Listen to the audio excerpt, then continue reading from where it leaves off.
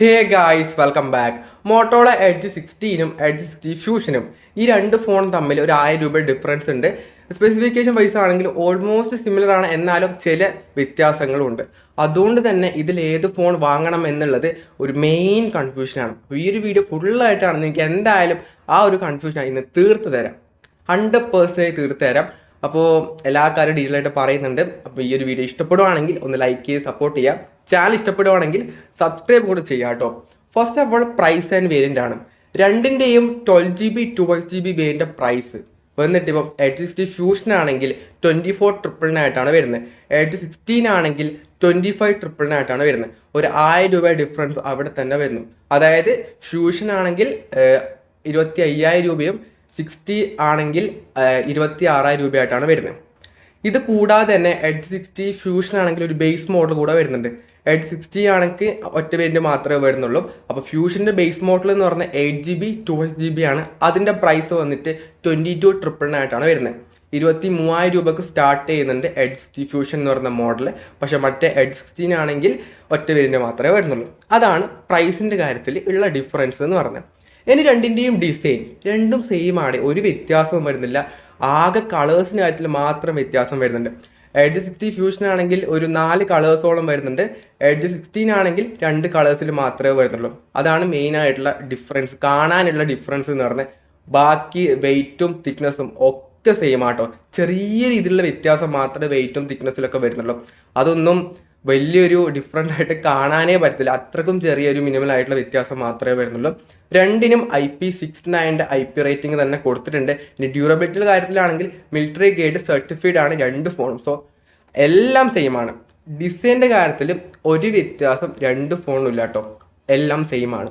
ഇനി ഡിസ്പ്ലേ രണ്ട് ഫോണിനും വരുന്നത് 6.7 ഇഞ്ച് വരുന്ന 1.5K റെസൊല്യൂഷൻ ഉള്ളൊരു 120 ഹെർട്സിൻ്റെ OLED ആയിട്ടുള്ള ഡിസ്പ്ലേ ആണ് വരുന്നത്. 1400 നിറ്റ്സിൻ്റെ ആണ് ഹൈ ബ്രൈറ്റ്നസ് ആയിട്ട് വരുന്നത്. 4500 നിറ്റ്സിൻ്റെ പീക്ക് ബ്രൈറ്റ്നസ് വരുന്നുണ്ട്. കോർണിംഗ് ഗൊറില്ല ഗ്ലാസ് 7 പ്രൊട്ടക്ഷൻ ആണ്. രണ്ട് ഫോണും സെയിം ആയിട്ട് വരുന്നുണ്ട്.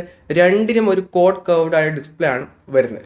ഡിസ്പ്ലേയുടെ കാര്യത്തിൽ ഒരു വ്യത്യാസമില്ല കേട്ടോ, സെയിം ഒരു വ്യത്യാസം ഡിസ്പ്ലേ കാര്യത്തിലില്ല.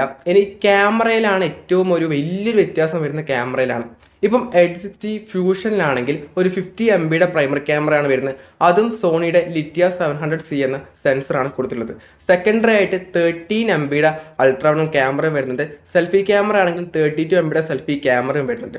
ഫ്രണ്ടിലാണെങ്കിലും റിയറിലാണെങ്കിലും 4K 13 FPS വീഡിയോസും ഷൂട്ട് ചെയ്യാൻ വേണ്ടി പറ്റുന്നുണ്ട്. ഇനി എഡ്ജ് 60-ലാണെങ്കിൽ പ്രൈമറി ക്യാമറ വന്നിട്ട് 50 MB സോണി ലിറ്റിയ 700C എന്ന സെയിം സെൻസറാണ് പ്രൈമറി ക്യാമറ ആയിട്ട് വരുന്നത്. സെക്കൻഡറി ആയിട്ട് 50 MB ultra wide angle camera വരുന്നുണ്ട്. തേർഡ് ആയിട്ട് 10 MB ഒരു 3x ടെലിഫോട്ടോ ലെൻസ് അടക്കം എഡ്ജ് 60 എന്ന മോഡൽ വരുന്നുണ്ട്. സെൽഫി ക്യാമറ ആണെങ്കിൽ അവിടെയും 50 MB ഒരു സെൽഫി ക്യാമറ ആണ് വരുന്നത്. ഫ്രണ്ടിലും റിയറിലും 4K 13 FPS വീഡിയോസും ഷൂട്ട് ചെയ്യാൻ വേണ്ടി പറ്റുന്നുണ്ട്. സോ ക്യാമറ കാര്യത്തിൽ കാര്യമായിട്ടുള്ള വലിയൊരു ഡിഫറൻസ് തന്നെ രണ്ട് ഫോൺ തമ്മിലുണ്ട്. എഡ്ജ് 60 ആണ് ക്യാമറയിൽ ഒരു ബെറ്റ്, അല്ലെങ്കിൽ ക്യാമറ ഫോൺ എന്ന് തന്നെ നമുക്ക് പറയാവുന്നതാണ്. ആ ഒരു പ്രൈസ് പോയിന്റിൽ അത്യാവശ്യം നല്ല സ്പെക്കും ഇതിലെടുക്കുന്ന ഫോട്ടോസും വീഡിയോസും ആ രീതിയിലുള്ള ക്വാളിറ്റി എന്തായാലും തരുന്നുണ്ട്. പ്രൈമറി ക്യാമറ രണ്ട് ഫോണും സെയിം ആട്ടോ, അതിൽ വ്യത്യാസം രണ്ടും സെയിം സെൻസർ തന്നെയാണ് കൊടുത്തിട്ടുള്ളത്. പക്ഷെ ബാക്കിയുള്ള സെൻസേഴ്സ് ഒക്കെ തന്നെ വ്യത്യാസമൊക്കെ വരുത്തിയിട്ടുണ്ട്. സോ ബെറ്റർ ക്യാമറ വരുന്നത് എഡ്ജ് 60 എന്ന മോഡലിലാണ്. ഇനി പെർഫോമൻസ് വൈസ് ആണെങ്കിലും അവിടെയും സെയിം ആട്ടോ. രണ്ട് ഫോണിലും MediaTekന്റെ Dimensity 7400 എന്ന ചിപ്സെറ്റ് ആണ് വരുന്നത്. അറൌണ്ട് ഒരു 7 lakh ആ റേഞ്ച് ആൻഡ് സ്കോർ രണ്ട് ഫോണും കിട്ടുന്നുണ്ട്. LPDDR4X റാം ടൈപ്പ് ആയിട്ട് വരുന്ന UFS 2.2 സ്റ്റോറേജും വരുന്നുണ്ട്. ആ കാര്യത്തിലും ഒരു ഡിഫറൻസും വരുന്നില്ല. അപ്ഡേറ്റിന്റെ കാര്യം പറയുകയാണെങ്കിൽ എഡ്ജ് 60 ഫ്യൂഷൻ ആണെങ്കിൽ 2+3 ഇയേഴ്സ് വരെ ആനോട് അപ്ഡേറ്റ് കിട്ടുന്നുണ്ട്. എഡ്ജ് 16 ആണെങ്കിൽ 3+4 ഇയേഴ്സ് വരെ അപ്ഡേറ്റ് ആണ് ആ ഒരു ഫോണിൽ വരുന്നത്.